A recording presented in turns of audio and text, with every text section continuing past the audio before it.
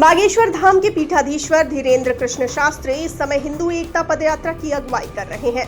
यात्रा जब यूपी के झांसी पहुंची तो खबर आई कि उन पर हमला हुआ है, जिसके बाद में पंडित धीरेन्द्र शास्त्री ने खुद ही इसका खंडन किया। दरअसल एक भक्त ने उन पर फूल फेंके तो हाथ में लगा मोबाइल छूटकर उनके गाल पर लगा।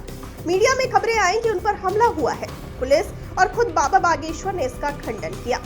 इसी के साथ ये चर्चा उठी कि उनकी सुरक्षा में इतनी बड़ी चूक कैसे हो गई। उनके भक्तों ने सुरक्षा को लेकर सवाल उठाए। यात्रा को लेकर भी उन्हें धमकियां मिल रही हैं।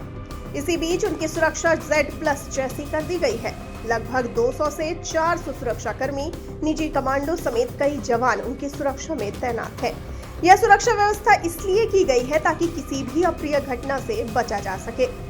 धीरेन्द्र कृष्ण शास्त्री, जिन्हें बागेश्वर बाबा के नाम से जाना जाता है, उन्हें कई धमकियां अक्सर मिलती रहती है। झांसी की घटना के बाद उनकी सुरक्षा व्यवस्था को और कड़ा कर दिया गया है।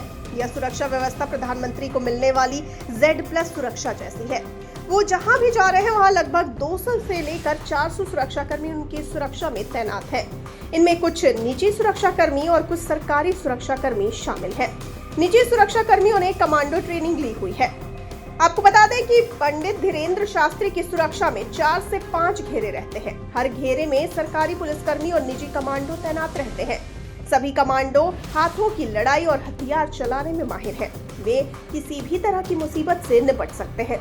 इसके अलावा यूपी, हरियाणा, राजस्थान और अन्य राज्यों से 100 से लेकर 200 बाउंसर्स भी बुलाए गए हैं। वहीं दूसरी ओर बातचीत में बागेश्वर बाबा ने कहा कि इतने हिंदू होने से ही सनातन धर्म सुरक्षित रह सकता है। उन्होंने लव जिहाद और लैंड जिहाद जैसे मुद्दों पर भी चिंता जताई। यह पदयात्रा जातिवाद और छुआछूत मिटाने के उद्देश्य से शुरू हुई है। लगभग 50,000 लोग इस यात्रा में शामिल हैं और 75,000 लोगों के लिए भोजन की व्यवस्था की गई है।